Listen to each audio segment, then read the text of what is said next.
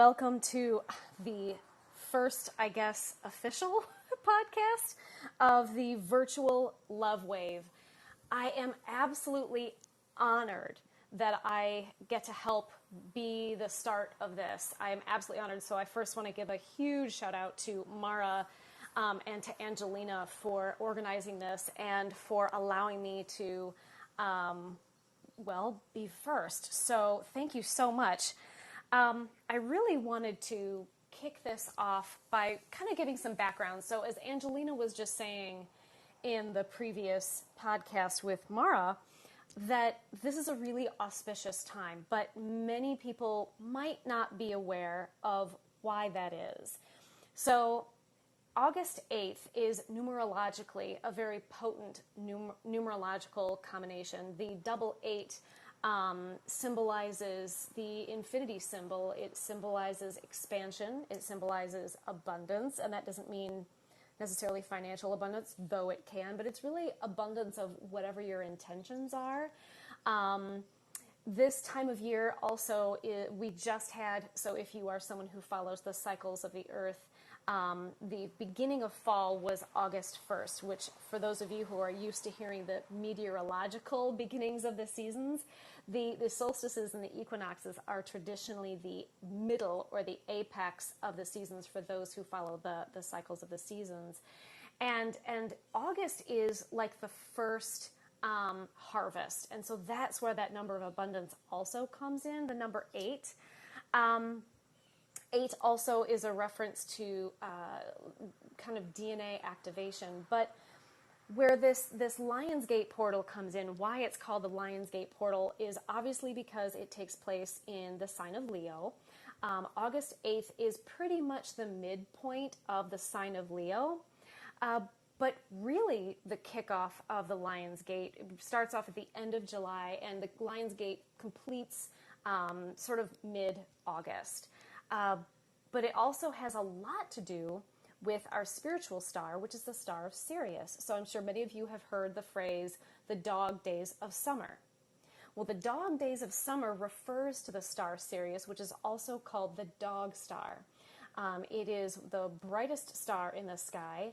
It's a binary system, which also has the star called Sirius B. So Sirius is Sirius A. There's also Sirius B, which is a dwarf star that we refer to as the black star. So if you've ever seen Harry Potter and the symbol, and you've seen the character Sirius Black, that's in reference to Sirius B in the constellation of Canis Major, which is why he transforms into a wolf. Lots of symbolism there, right? So for the ancient Egyptians, when Sirius would rise above the horizon, that was when the Nile would rise, and that could be either a sign of great abundance with regard to harvests of food, or it could signify flooding and death and destruction. But it was a very, very important time, and that importance of the energy of this time has obviously carried over, or we wouldn't still be talking about it. Sirius is also known as our spiritual star, meaning you could say it's the ascended version of our sun, of our solar logos. And that's why in the Great Pyramid, there is a shaft that goes from the Queen's Chamber up to the star Sirius, and the goddess Isis connects with the constellation Canis Major. So this is a really, really important energetic time of year. Sirius is also called the Great Central Sun. So this time of year is exceedingly important energetically. And it's kind of those of us who understand numerology, who understand astrology, and who feel the energies really pick up right about now. Now, on top of that, we've also got a supermoon happening on August 11th. And full moons are days of culmination. It's like something comes to a fully expanded or completed state on the full moon, and from there it starts to wane. But this is a supermoon, so we're feeling this expansion, this culmination, to a much greater degree. So this time really is a perfect time to be doing this. So the energies that are pretty powerful right now, which is why this whole love wave thing is perfectly timed, are that of love and the courage to love, right? So these energies invite us to love in a new and a higher way and to a higher degree.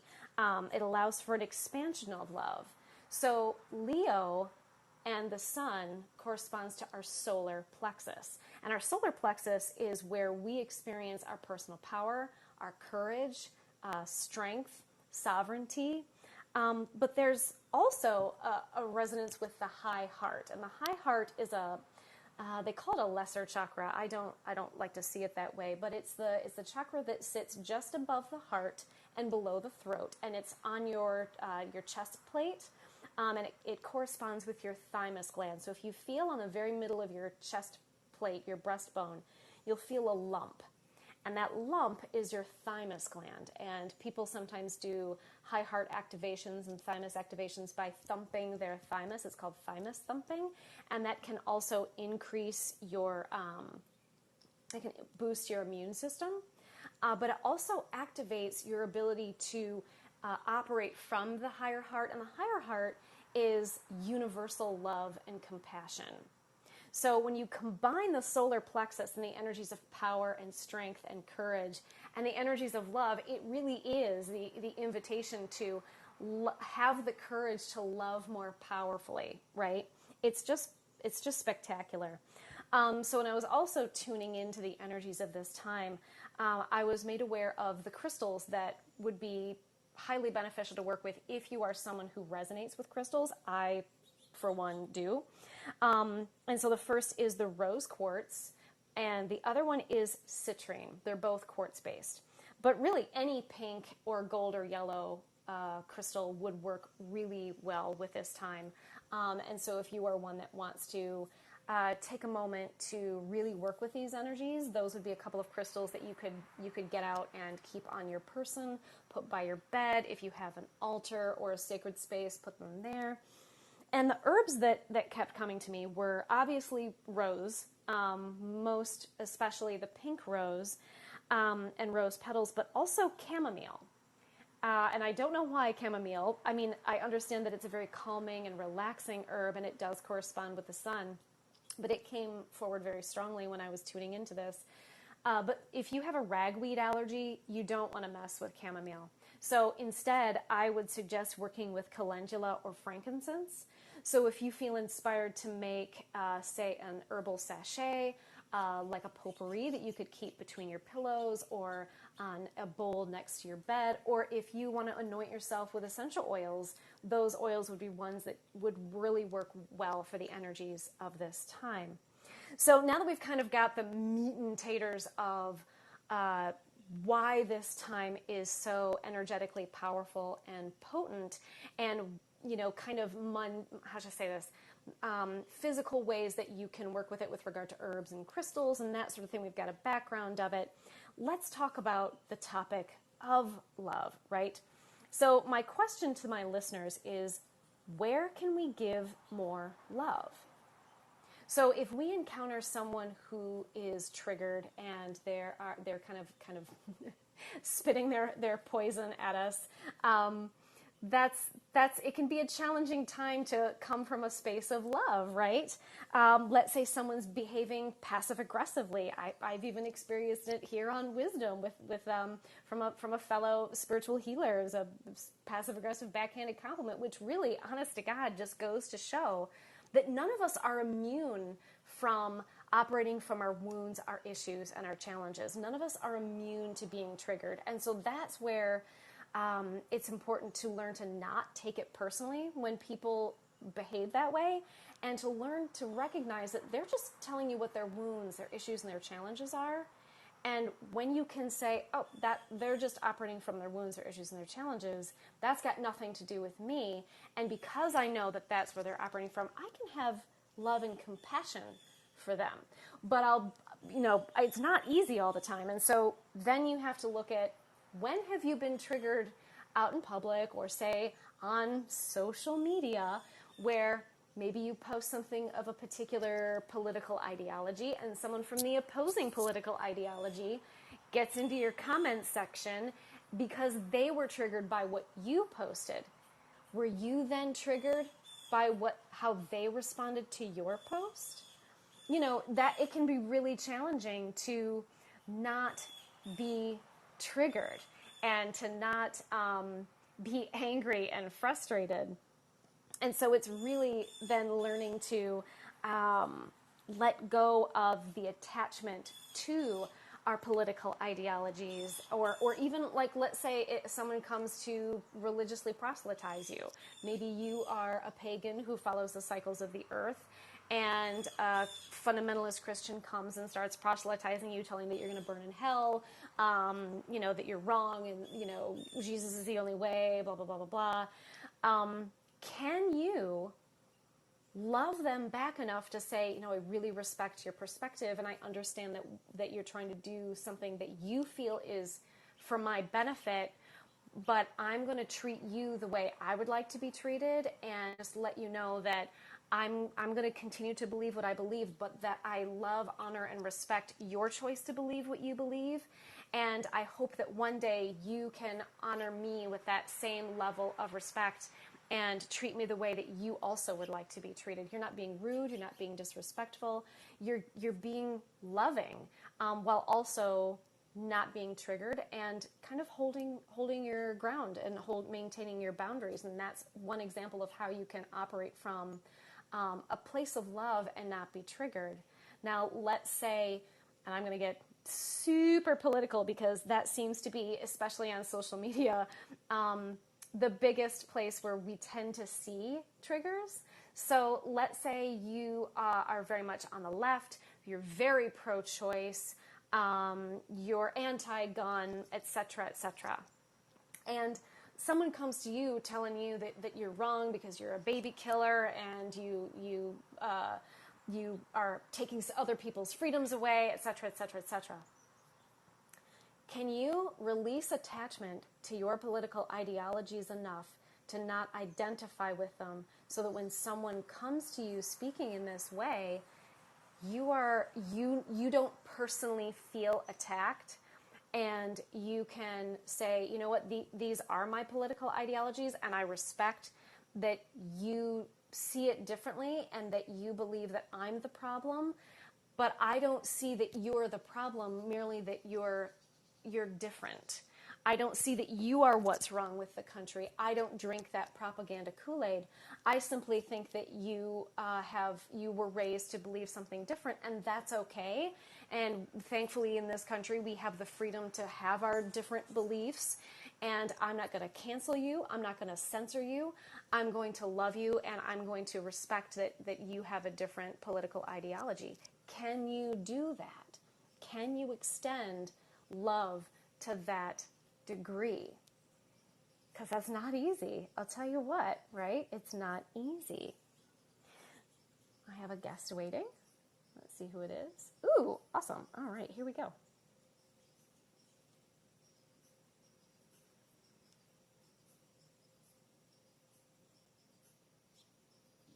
Hi, Mojo. How are you?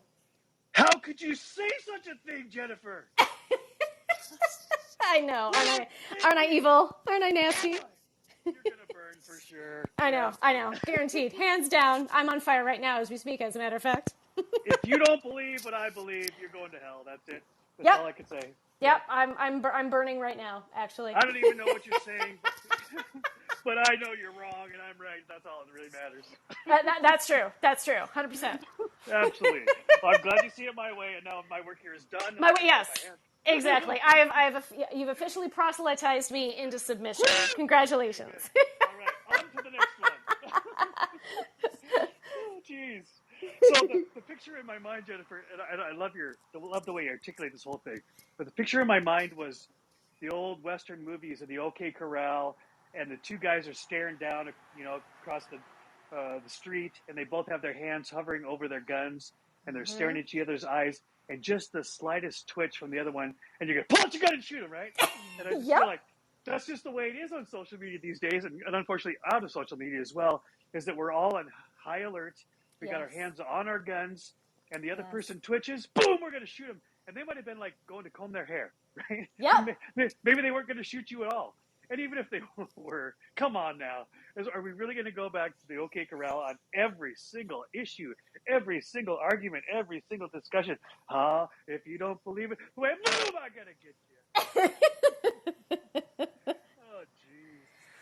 Oh, It's so true, though. It's it so is. true, It is. and it's the reason why I'm kind of putting this challenge out is because people tend to not realize just how emotionally, not only emotionally manipulated they are from the propaganda and the news and the TV, but also how attached they are to their beliefs and their ideologies, to where it's a personal offense if you're Oh, yeah. different. Yep. No, the need to be right and the need to win are attachments that just do not serve humanity well. They don't even serve my marriage well, Oh, right? accurate. Yeah. No, seriously, if I have, I mean, sometimes I can win the battle because I just have a strong will and I'm articulate, and then I lose the war because I've lost connection with the most important person in my life. So I'm like, Joe, what are you going to learn, right?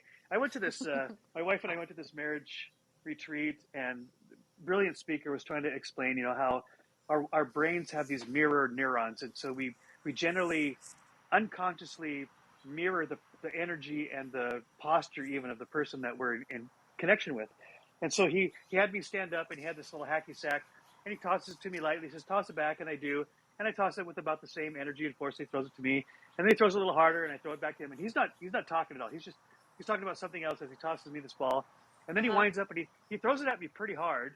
And I'm an athlete, so I catch the ball, and I wind up like a pitcher, and I'm going to knock him off his feet now. I'm going to be, I'm going to be Charlie Brown. I'm going to blow his clothes off. He says, "Whoa, Joe, hold on, before you put my eye out, let me just point out to everybody in the room that this is our natural inclination, is to mirror not only the energy but to ratchet up just a little bit more. Yep. So when somebody comes at us, we respond either with an equal energy and or a little bit stronger because." And we're not even consciously aware of it. He says, did we talk about this, Joe? No. Did we rehearse it? No. So why did you do that? And I'm like, I don't know. He says, that's the point, right? Is Yep. that we are wired with these mirror neurons, and they don't serve us well. So what he was demonstrating, and what I'm still learning at 56, is that my natural instinct, my natural inclination, even the way my brain is wired to respond with the same energy, positive or negative, of anybody that I'm interacting with, I don't have to do that. I mean, that's my instinct, but Correct. am I, the question for me is, am I strong enough? Am I mature enough? Am I able to hold my positivity even in the face of the negativity that's coming my way? And Mm-hmm. dang, that's challenging. But I can. I absolutely can. It's not easy, but I absolutely can. And when I do, totally different results.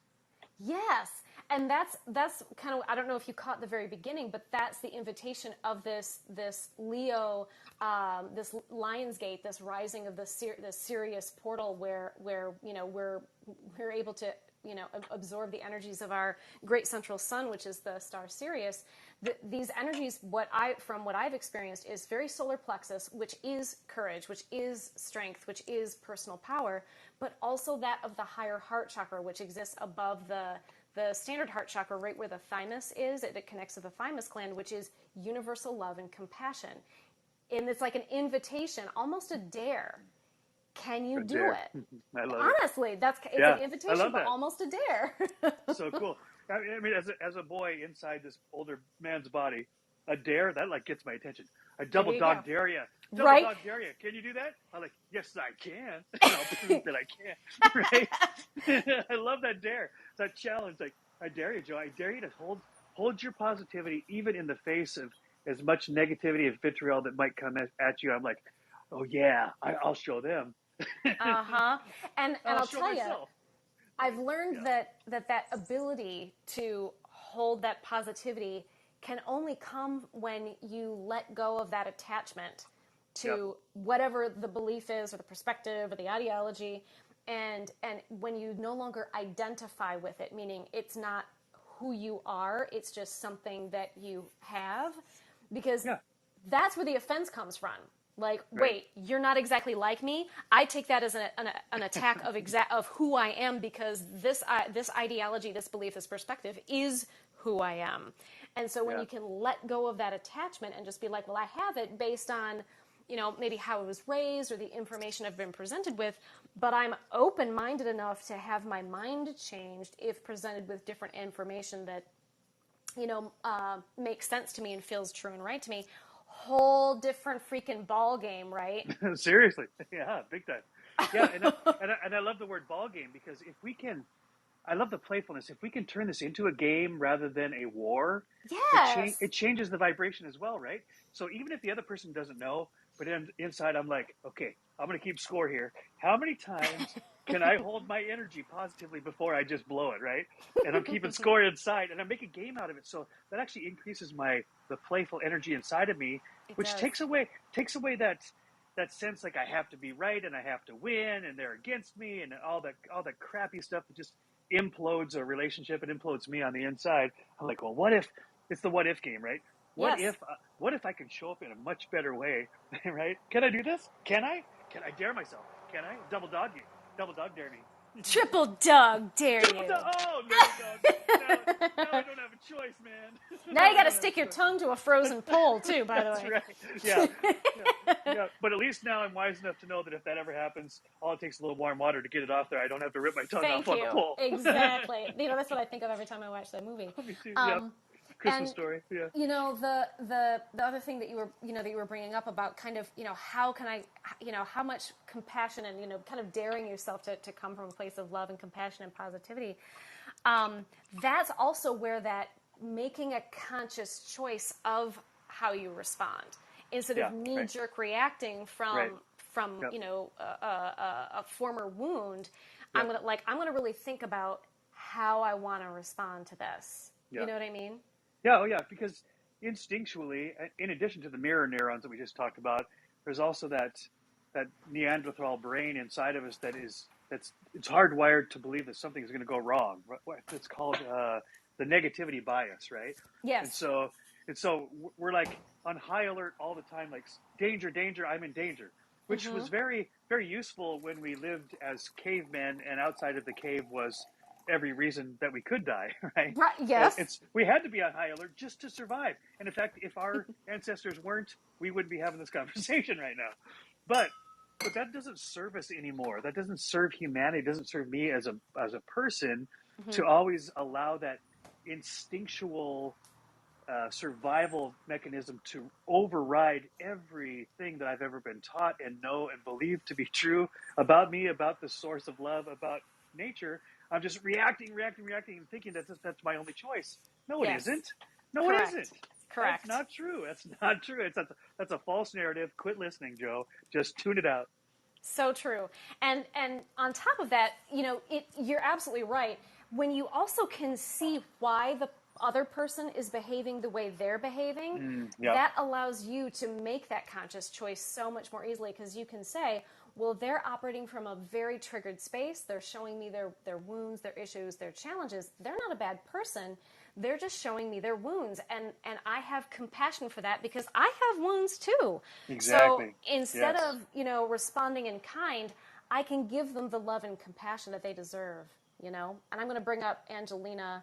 Where are you, Angelina? There you are. Here she comes. Here she comes to save the day. There we are. Hi, Angelina. How are you? Hello. I think this might be the first time that we've actually spoken. Is it, Jennifer?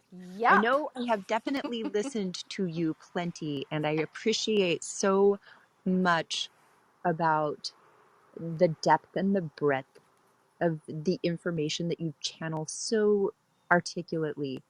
Oh, And thank you. so, And yeah, likewise. Likewise. We're in yeah, the Mutual Appreciation Society because because likewise. yeah. And thank you for kicking off this event. Oh You God. are our first I featured know. host.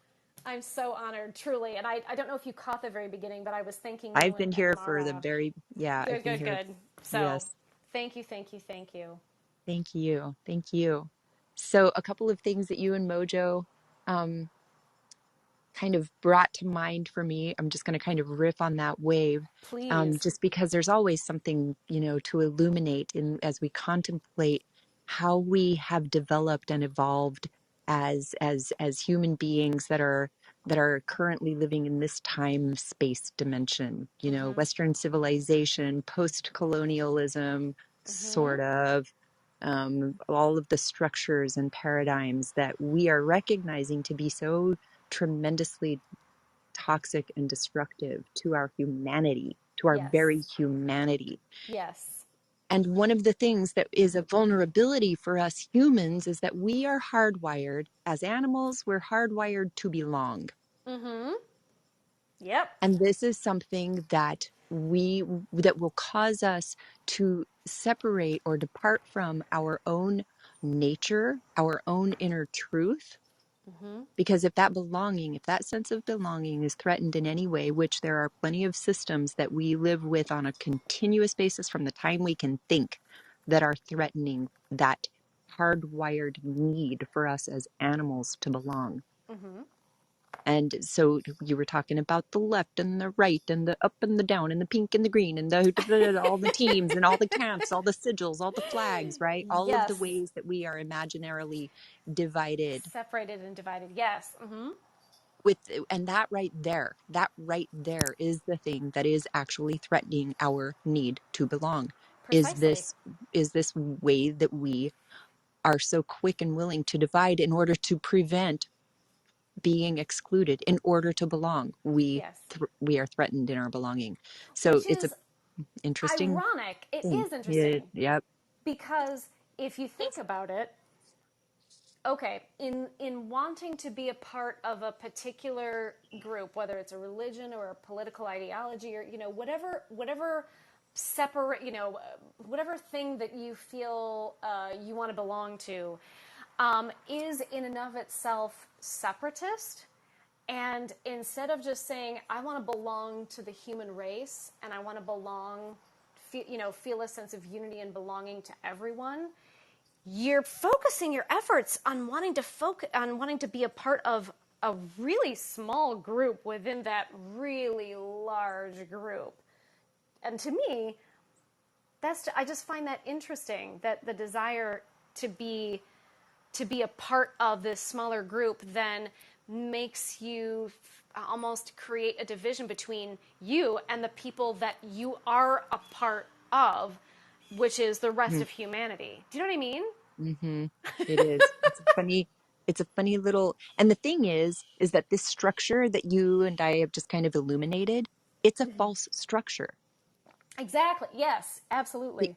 that thing about belonging, like where we need to belong first in order to hijack our own hardwired need to belong to a group or a team or a nation or anything, right? That Mm-hmm.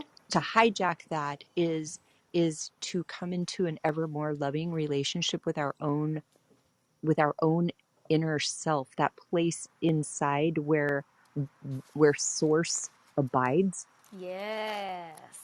right? Because when Mm-hmm. we realize that we belong with ourself and that which is giving us and all things life, Yep. that there is no threat to belonging there. And the neat Correct. thing that happens is that you stop needing to belong to anything because you belong everywhere with everyone. It works. Oh, I swear to yes. God. It It's absolutely really does. cool. It's Yes. Oh my really God. cool. Yeah. Amen, amen, So, amen. and then the other thing that you guys were talking about were the mirror neurons. This is Yeah. another hardwired thing. These are Yep. both aspects of our animal self, right? Uh-huh. And that mirroring is actually one of the ways that we learn who and what we belong with. Mm-hmm. Think about any time you've hung out with a baby, right? And the Yep. baby will give you some kind of a look. Maybe they'll squint their eyes together and crinkle up their nose. And in order for us to let them know that they have our undivided attention, we will mirror them back, And vice versa. and vice versa. Yes. Yes. and it is this primal form of communication where we're just, the two parties are letting one another know that I'm here, I see you, I And see you. I feel like we're at a point in our soulful evolution and the ascension process where now, and I mean now, Now. we're being invited to grow beyond that and become so much more conscious. And it was Mojo and I were just talking about this, so much more conscious of how we respond to people. We don't have to do the mirroring thing. If we take a minute and really think about how we want to respond, we can avoid that how should I say this, that knee-jerk reaction to mirror. Yeah, we can leverage our hardwiring also, Yes. Yeah. Yes. Absolutely. right? Because just because somebody, throws it back harder the last time, right?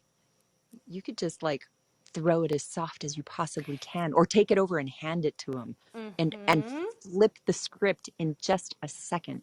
Yes. And that's how you do it consciously. That's when you say, you know what? I'm not going to respond not only in kind, but also to a higher degree, but I'm going to take it down a notch. And I'm, like you said, give it back more softly, because then you're saying, I'm going to give this to you how I would like to receive it if I were you. Yes. What is it to let love rule? What is it? What is it? I love that Lenny Kravitz song. It's just such a great song, It is. I had a Lenny Kravitz. Every summer, I have a Lenny Kravitz sort of addiction where I kind of have to go through some of his songs. I don't know why it's always in the summer, but it is. But that is it's such a good song, and it makes such a great point. Right? And it calls us to ask this question. He invites us, he says, you got to let love rule. Well, I'm like, okay, so what is that? What is Yes. that? And I think what other people would say to that, people who haven't been in exposed to maybe what you and I have been exposed to, is how do you do that? Mm. Right? Well, we're just talking about it by taking Exactly. by turning up the volume on the consciousness. And letting go of attachment to your ideologies, your beliefs, and your perspectives to the degree where you no longer identify with them, so that if someone comes to you with a different perspective, belief, ideology, or even is offended by your perspective, belief, or ideology, you're so unattached that though you hold them, it's not a personal affront when they're triggered or when they're different. And to me, that whole non-attachment thing really helps to create a level of self-awareness and a level of control over your choice of response. Word. Well said. Thank you. I love a word.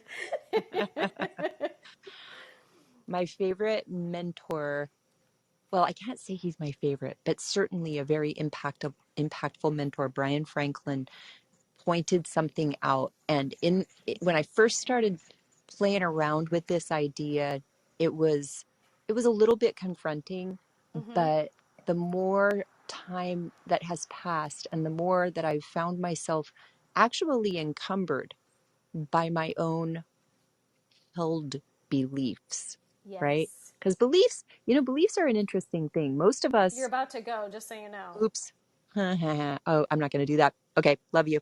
Love you too. So I've got two guests waiting. Stay in the queue. Don't leave the queue. But I want to get this next bit out, because I channeled a whole bunch of stuff, and so I just want to get this next bit out. So don't freaking leave the queue. All right. So the next thing I want to say was, stop blaming others as the problems of the world. Doing so makes you the problem. Instead, be the change and allow others to be different and even opposite to you, and still love them as you'd like to be loved. No buts. None of this, well, if they hadn't have voted this way, or if they didn't believe this, or if they hadn't have done that, I wouldn't be so pissed off. No, you're pissed off because you unconsciously chose to be, because how we feel is a choice, be it conscious or unconscious. There are no buts. So take responsibility for how you're feeling, believing, perceiving, and responding. It's no one else's fault but your own. Okay, now I'm going to bring up a guest. All right, I'm going to bring up A. Mojo, don't leave the freaking queue, dude.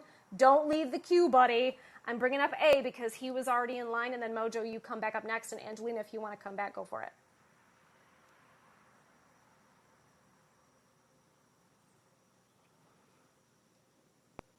He's coming. There we go. Hi, how are you? I am very well. You can just call me Lewis. I'm going to change my name back, I think. It makes no sense really anymore. Okay. Lewis or John or whatever. Put your name however you freaking want it. Doesn't matter to me. Yeah. What you said about the the dog star and all of those things. Oh, Sirius. I just Yeah. loved that. I absolutely loved it. Oh, thank you. I have a strong connection to Sirius, but I also have a strong connection to ancient Egypt. So this time of year is, I think, for anyone who connects with Atlantis and ancient Egypt, I think is always a really, I don't know, the word that comes to mind is like a blessed time of year. Like it's almost like a holiday for those of us who know that we had a past life in ancient Egypt and Atlantis, when those Atlanteans migrated from Atlantis to what we now call Egypt. So thank you.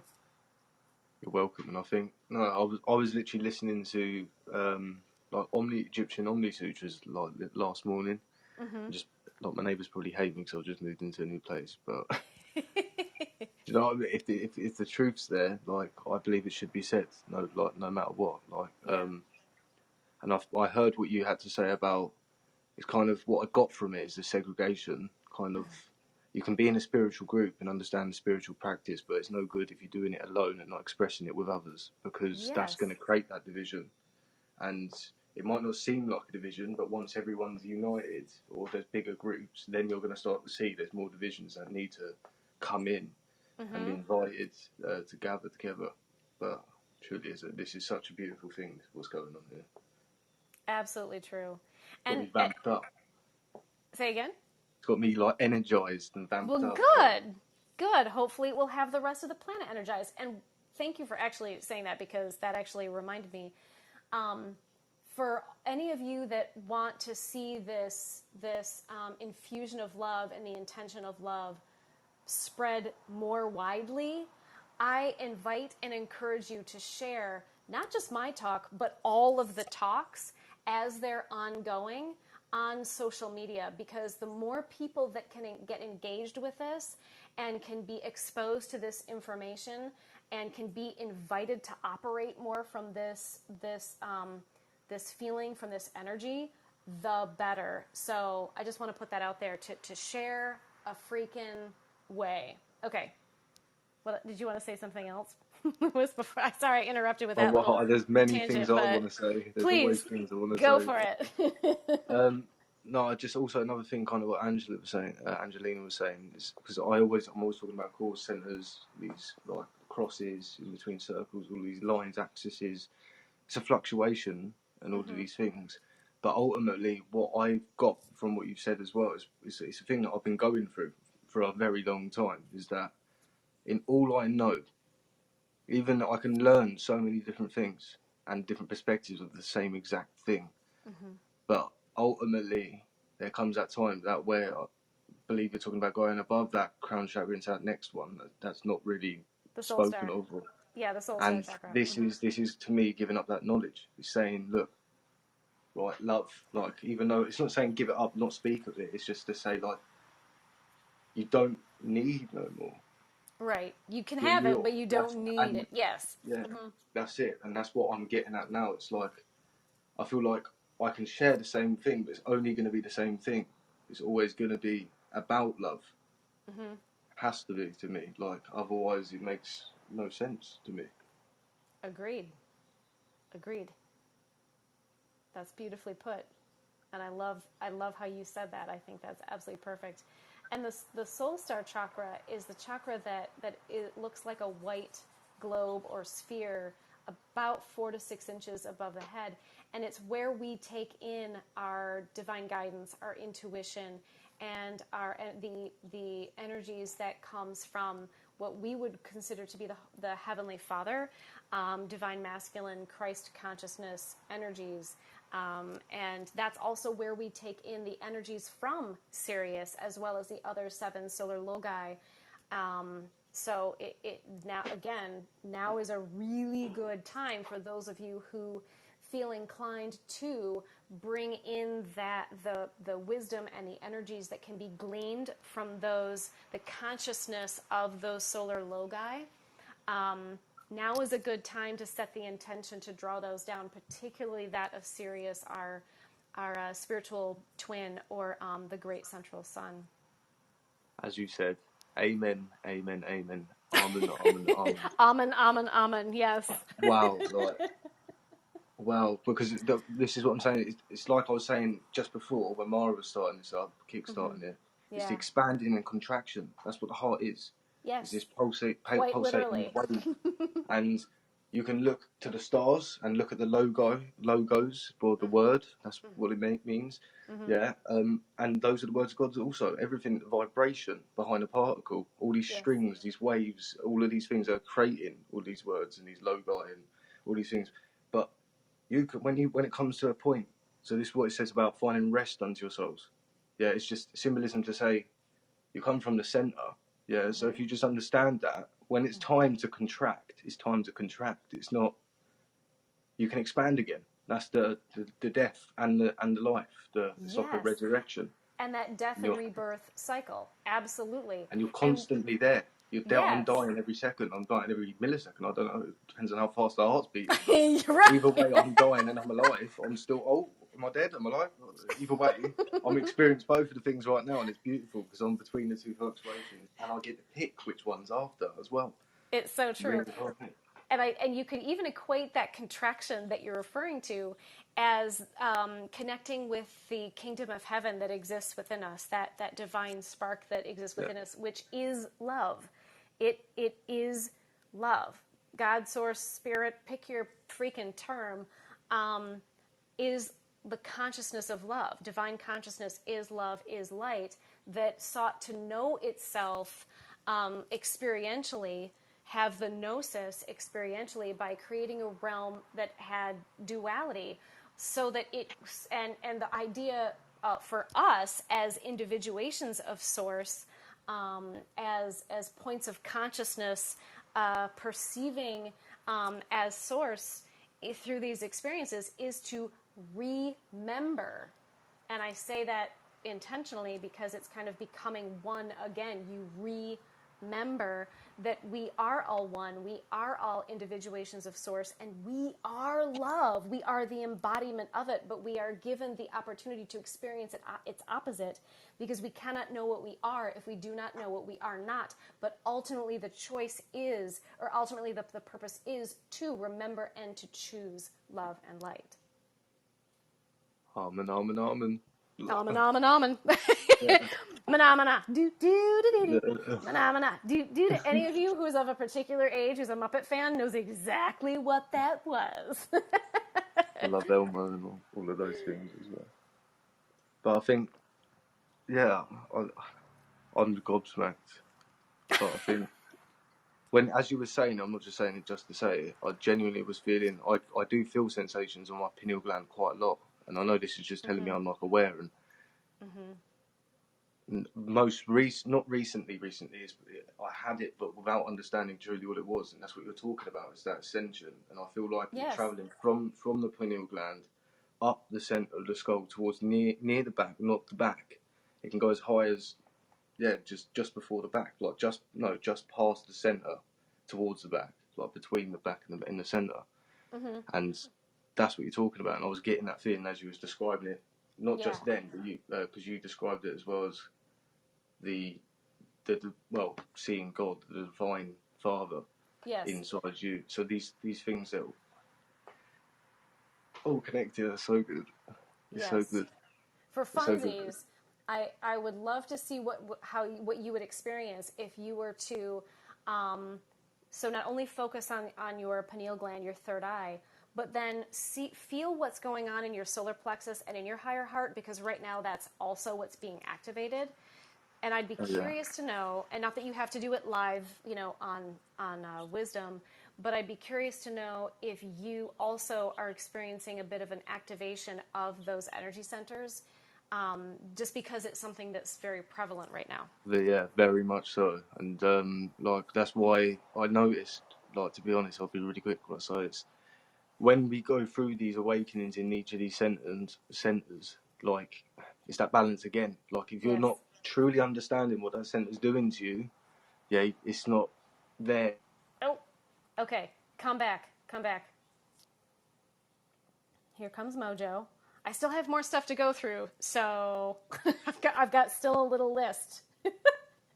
I've got a list, Mojo. I have Would a you? list. Do you want me to hang off? Do you want me to No. hold back until you No, get, you've been get through waiting your like list? no, you've been waiting a long time, but I do have to get through the self-love aspect and then the little meditation-y bit.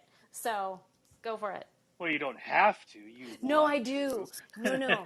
Okay. I gotta do it. Well, okay. So I'll speed through my stuff. Okay, First okay. of all, I just have to go.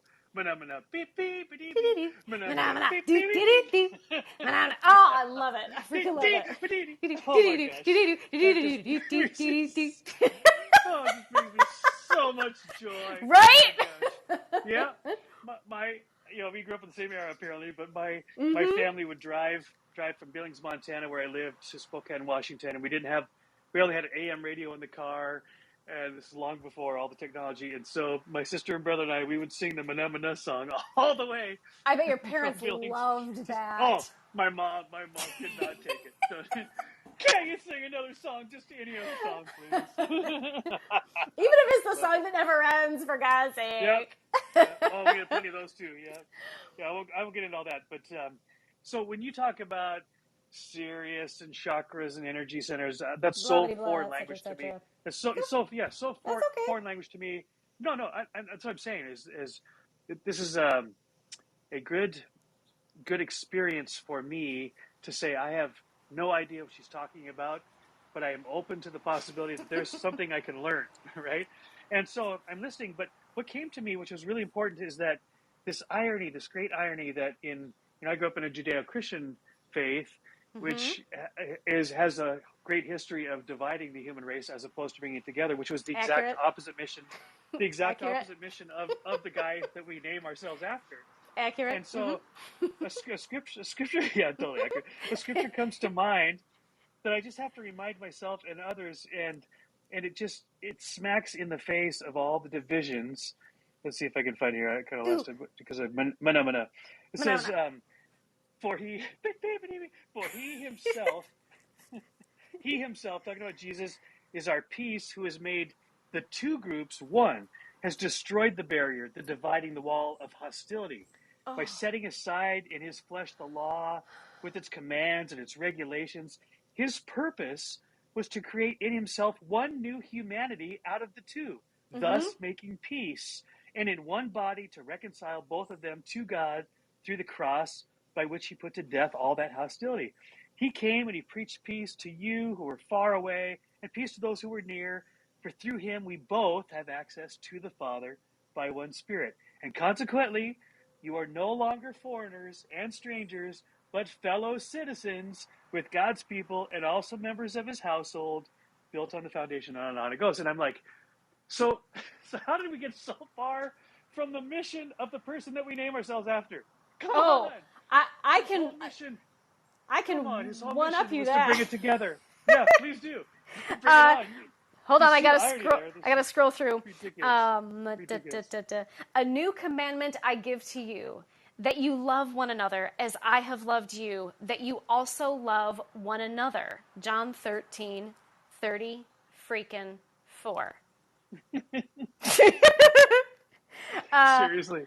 Oh, here's one. Oh Here's my one. God. Matthew, what does it say? 22:35 through 40. One of them, an expert in the law, tested him with this question: Teacher, which is the greatest commandment in the law? Jesus replied, or Yeshua, if you want to call him by his actual Hebrew name. Sure. Right.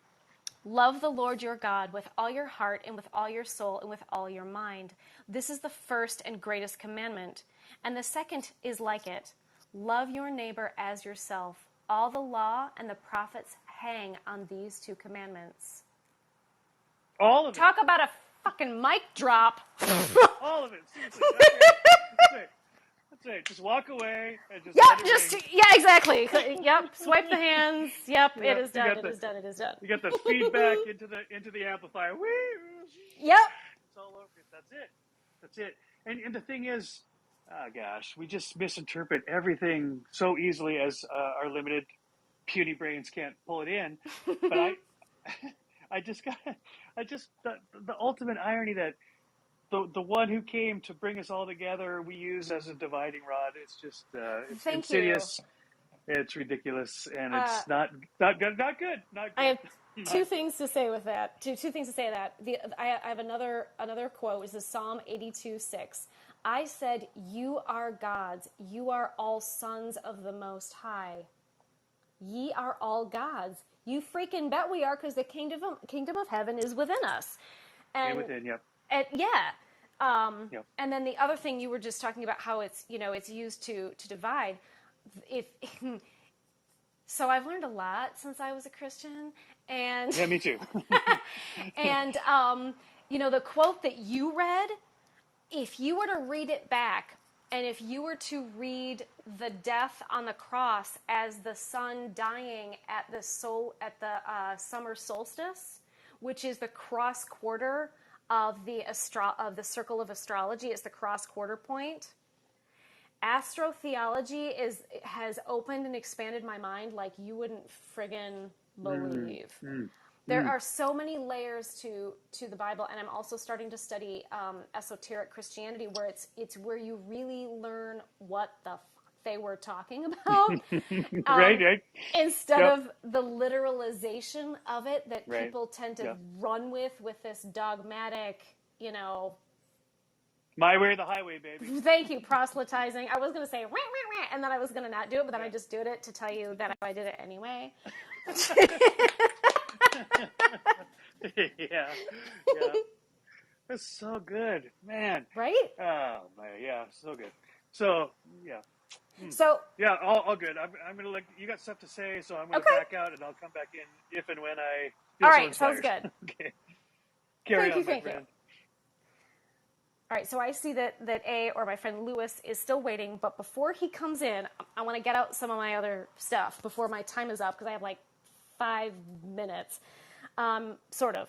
So loving yourself more so you can love others more is infinitely important. So we're not only working on loving others, but working on loving yourself. It helps you stop projecting your issues onto other people. It helps you stop deflecting your issues when they're being mirrored to you. And what that means is embracing your own wounds and what you perceive as your own flaws, and I'm using air quotes, because they make you human, right? You're a freaking human being, so you're going to make mistakes. You're perfectly imperfect, and that's okay. And these are the things that make you you. So give yourself mercy, right? Give yourself grace. Let yourself be human and be like, you know what? Yeah, I tend to love chocolate maybe a little more than any normal human being. Or, yeah, okay, I'm a little OCD, or, whatever it is, right? Give yourself grace. Give yourself mercy. Allow yourself to be human. Allow yourself to experience the ups and the downs, the ebbs and the flows, the highs and the lows. And when you can love the wounds and the issues and the challenges and the even if you get triggered, like let's say you've got traumas and you've got wounds and you become triggered every once in a while, you know what? That just means you're freaking human, and that's a freaking K. So then you can be like, you know what? I'm human. I'm going to do that every once in a while as I work through healing these things. I'm never going to be perfect, what other people consider perfect. I'm going to be perfectly imperfect, because that's how I am meant to be. That's how God made me, if you'd like to use that level of terminology.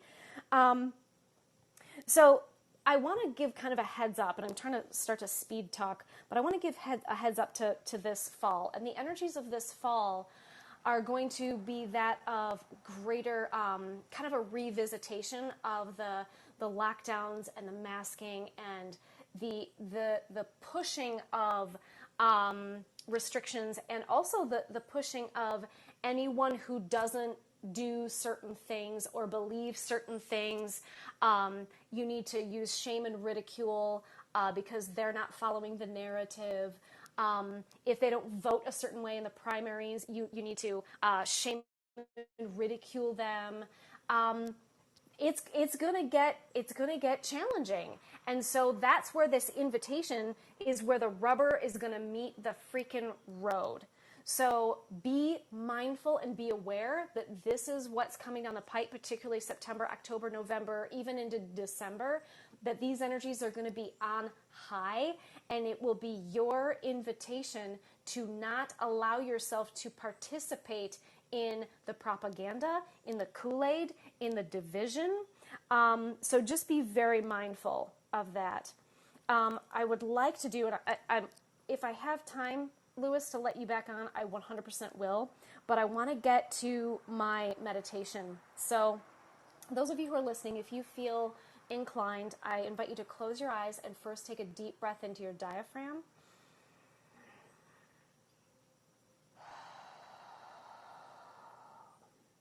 And I want you to feel the energy of your heart. And if you need to put your hands on your heart because attention, energy flows where attention goes, place your hands on your heart in whatever way feels comfortable to you. And I want you to draw energies up from the diamond heart of Mother Earth, who is our supporter, our grounder, our giver of life, and down from the Heavenly Father, the Son, the Christ consciousness, into the heart on your inhale.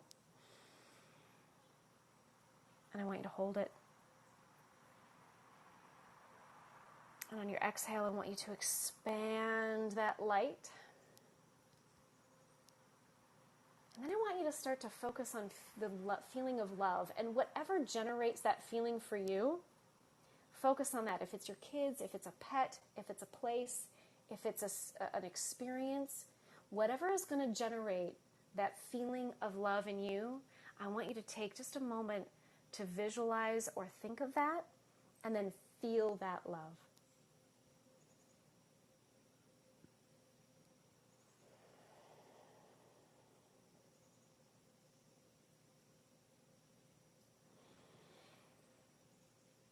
And now that you have that feeling of love in your heart, I'm going to give you a challenge.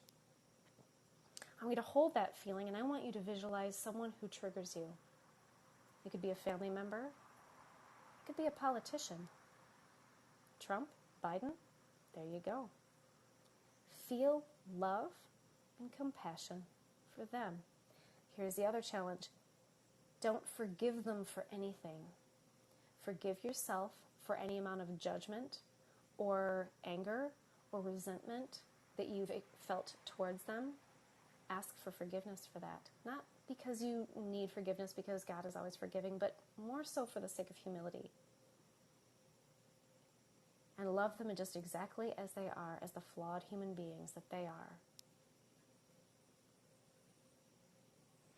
Now we're going to invite in some higher beings to assist with the ascension of the planet by helping humanity to operate from and express more love.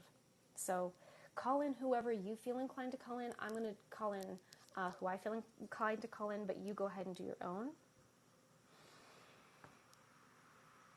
I call in all of our divine aspects, our spiritual entourages, and all other high vibrational beings of love and light from all realms, dimensions, and star systems, and Father, Mother, God. And I ask and intend and invite you to intervene in the human experience and to give us whatever guidance and support and intervention is necessary in order for us to experience the ascension of the planet, in order for us to operate from our higher hearts and to operate from a higher, more evolved experience of love and compassion. And we ask this with the utmost of gratitude, love, and humility. Thank you, thank you, thank you. It is done. My time is basically up. Or Lewis, I'm really sorry, but I welcome you to go move on to the next speaker. thank you to everyone who joined me. Please feel free to share this if you felt that it was of benefit to you and that others might benefit from it. And when you see the next speaker, please also share their talk so that more people can be exposed to this dialogue. It's truly important right now. So thank you, thank you, thank you. Angelina's going to come in if she can come in time. Oh, it's 8 o'clock right now. Damn. Angelina. So up next is Cecilia Grace. Be a part of the 24-hour virtual love wave on Cecilia Grace's stage Yes. next. Thank you so much, Jennifer. I loved every single second of your talk. Thank you. And share away, everybody. Yep, great Share work. away.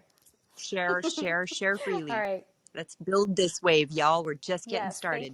Thank you. All right. Bye-bye, Okay. everyone. Love you Love too. you. Bye.